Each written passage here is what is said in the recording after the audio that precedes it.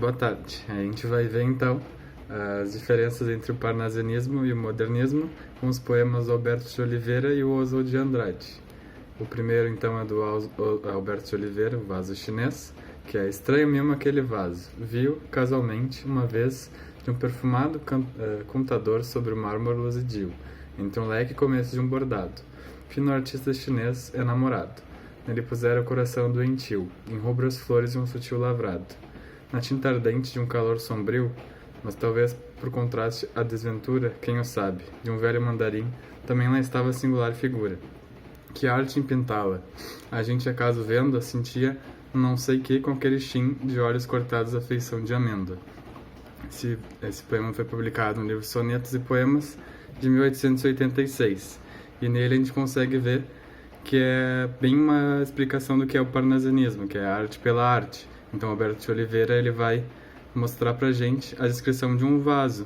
Então, é só a linguagem sendo rebuscada, não tendo tanta forma assim. É apenas o vaso sendo descrito e a sua beleza, seu valor estético. Isso vai ser, então, o parnasianismo. Em comparação com o parnasianismo, a gente vai ter, então, o modernismo, com o Oswald de Andrade, que vem depois nas vanguardas brasileiras.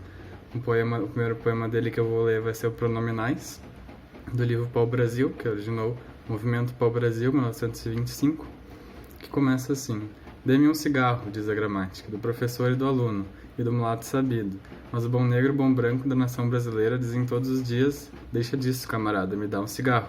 O que já dá pra ver que ele tem esse desapego à gramática e às formas, bem em contraposição ao parnasianismo, em que apenas a forma, a estética, ela é exacerbada. Então aqui o Oswald ele está colocando em relevância o aspecto do brasileiro comum, o que não diz dê-me um cigarro, sim o que me dá um cigarro, uma linguagem mais cotidiana e mais comum.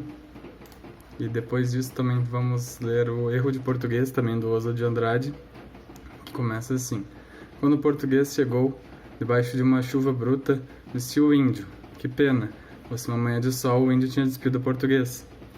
Que ele também vai trazer então essa questão do ser brasileiro, essa parte da colonização do português, a visão do português das nossas origens, né, dos índios, e essa parte de preconceito quanto à figura do índio, por ele estar despido, poder ser uma coisa mais, uma classe inferior, por ele não possuir roupas bonitas, ou por ser a cultura indígena mesmo. E tem a relevância, né, também do homem comum que tem essas origens indígenas. E o último poema então é O Vício na Fala, também do Oswald, que é: para dizer em milho dizem mil, para melhor dizem mió, para pior pió, para telhas em teia, para telhado dizem telhado, e vão fazendo telhados. Que ele traz essa brincadeira com as palavras, mas que tem uma reflexão bem interessante por trás, que é sobre a linguagem mais informal, mais comum, que mesmo falando telhado, ele tem um conhecimento diferente de conseguir fazer telhados, né? E vão fazendo telhados. Então esse conhecimento de conseguir construir telhados não vai ser tão relevante assim para as classes mais altas, e que mesmo ele conseguindo, não conseguindo falar, como diz, da gramática, né, descritiva, ele consegue elaborar o seu trabalho do mesmo jeito. Então tem essa valorização da pessoa mais comum, que não tem tanto estudo, mas que consegue produzir o seu trabalho no dia a dia.